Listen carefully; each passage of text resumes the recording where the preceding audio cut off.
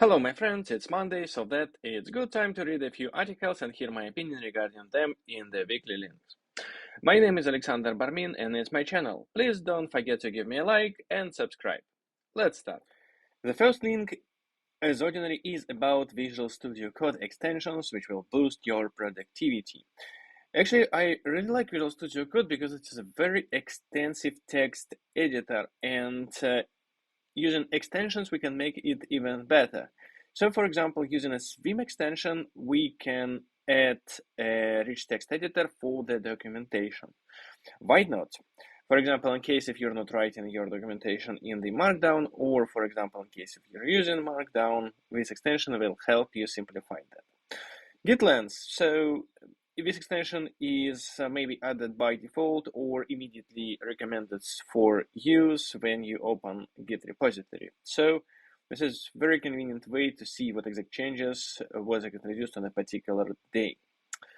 Moving forward, majority of us are developing REST APIs, so that it would be nice to test it. And we have a lot of tools for that, for example, Postman, but why can't we do that from Visual Studio Code? Yes, actually we can do using Thunder Client. Tabline. Okay, so another AI assistant tool which helps you to write less code just by adding more comments. So convenient, why not? Let's give it a try. Remote SSH.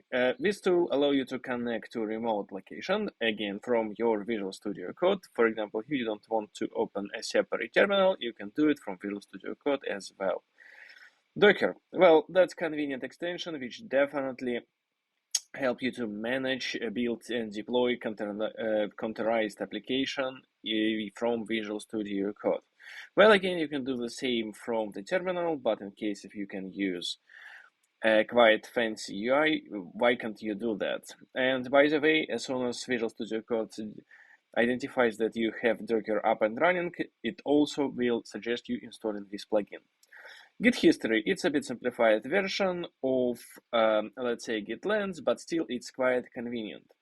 Markdown all in once. So I really like this plugin because I use it on my own as well. So in case if you run and write a lot of documentation in the Markdown format, this plugin will do a fancy highlight of your documentation. Or for example, you can use Markdown for your personal notes, because why not? Regular expression is pain, yes, and you can debug them using regex previewer. Obviously, you're not debugging it, but what you're doing, you immediately see results of changing in your regular expression. Again, quite convenient. There are many different tools available online, but in case you can do it from Visual Studio Code, that's fine. Better comments. Well, it's additional highlight for your comments in order to have fancy view of your code. Bookmarks. Again, this feature is available in IntelliJ, but by adding this plugin, you can have it available in Visual Studio Code as well. Why not? Project Manager. In case if you're dealing with many projects and developing a lot of them simultaneously, for example, or maybe you have a big code base which is split into separate repositories, what you can do, you can use Project Manager to easily access these repositories.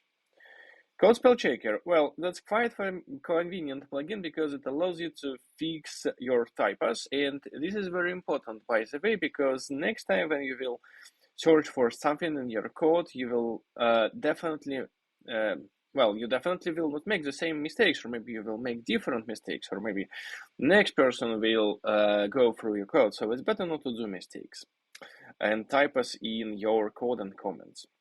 Image optimizer. Well, quite convenient way to make image optimized. CSS pick, again, helper for CSS. Placeholder images allows you to generate image from the third-party services, which allows you to, let's say, have a lorem ipsum but image. Live server, quite convenient thing. For example, when you need to edit HTML and want to see your changes immediately. Significantly, by the way, simplify development because you see changes immediately. Peacock. Well, if you don't really like your dark theme in the Visual Studio Code, you can use this plugin to make it fancy. And Polar Code. Well, that's quite interesting thing because it allows you to make fancy screenshots of your codes. Maybe, for example, if you're writing a blog and you don't want to embed your code with Markdown, or maybe you want to show that you're using a very fancy style in your editor, you can use this plugin to make screenshots of your code. So it's up to you to give it a try. Moving forward, the next article is about your adventure to open source. How can you use open source in order to proceed in your career, by the way? So actually, contribution to open source and open source project is very valuable because it allows you to develop products which all of us use on a daily basis. For example, in case you're writing in Java, more likely you heard about Apache Foundation, which maintains famous products like Apache Kafka, Apache HTTP Server, and Apache Ignite, and many other, by the way. So you also can contribute, and it definitely allow you to improve your coding skills, because in case if open source software is maintained by many people simultaneously, they definitely follow some good coding skills and good coding practices. So you can learn these practices from other participants. Other than that, if you, for example, have no opportunity to work on a project you're interested in, but for example, you'd like to learn something new, but during your day-to-day duties, you have no such possibility. What you can do, you can again join another project which is open source and contribute to it.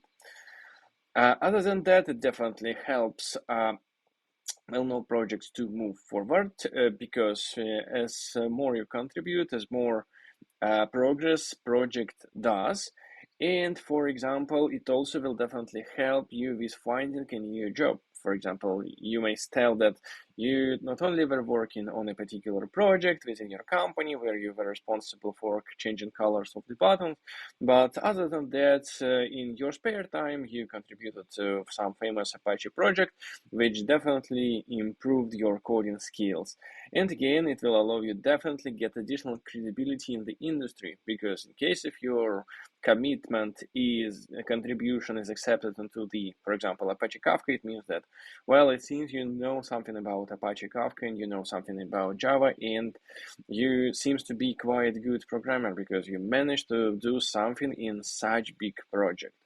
So it's a good way to contribute. And why shouldn't you start? If you've been to any technical interview, you have definitely been asked about design patterns, building reliable solutions, good architecture, and so on. So this article takes a step forward and do some thinking whether it's important at the moment to build, let's say, application using best practices and follow these design patterns. Because, on the one hand, you may tell that, well, software design is just a theory, and what's more important is that you should have a working application which is delivered to production, which brings value to our customers, and you might be right. But also, you should definitely consider that software spends more time in the maintenance instead of writing. So it can take, for example, a couple of weeks or even months to build a microservice, but next it will be in production for years and maybe even decades, and you will have to deal with it. You need to make changes into it. You need to make sure that it is well observable and so on. So on the one hand, yes, you need to deliver quicker, and it's important when you're a startup. But when you design a solution, when building a solution for long-term use, it still makes sense to follow best practices because it allows you to make software better in long run. Recently, Spring released the Spring Authorization Server, and at the moment it is available on start.spring.io. And this authorization server allows you to build OAuth server or OpenID Connect provider. So why it is important? So first of all, if you're writing your own software, you should definitely protect it. And you can use third-party solutions, for example, AWS Cognita, or maybe social login with Google, GitHub, or anything else, in order to limit access to your applications. But what in case if you need to build a collection of services which are should be used only internally, should be in sync with your own internal database, with your own internal collection of users, and you're writing other application using Spring. So in this scenario, Spring Authorization Server is the better solution. So actually, previously it was available as a part of Spring Cloud, but next Spring Authorization Server was excluded from it, and finally it's back. So please give it a try. It's a good way of building your own authorization solution. I cannot avoid talking about Hibernate every issue of the weekly links because I really like this framework because it is super convenient. It makes my life much easier. And so it's quite often necessary to build many-to-many relationship, for example, book to publisher, and as ordinary, every book can be issued by published by many publishers. Every publisher publishes many books, so that it's a classical example of a many-to-many relationship. But in this scenario, what if we need to add some attributes to the entity which is in the middle, to the table which is in the middle? Because by default, it stores only information about foreign keys and store information about relationships. So Hibernate doesn't allow us to do that directly, but nevertheless, there is a way of doing that. So what we need to do, we need to establish with internal table as a separate entity. And in this case, we are able to add as many attributes as we want. And it significantly simplifies our life in such situations. So what you might tell is that, well, come on, it is not something which I'm doing every day, but still, you do it sometimes. Why not? Even with widespread of the non-relational databases, we still have a lot of software which uses a lot of relational storages, just because it's convenient and reliable, and we used to use it. So in case you need to store additional attributes in the table in the middle, in many-to-many relationships, and as well you're using Hibernate, so read this article and try the described approach. That's it for today. I hope you enjoyed the video. Don't forget to give me a like, put a comment, and subscribe to my channel. See you next week.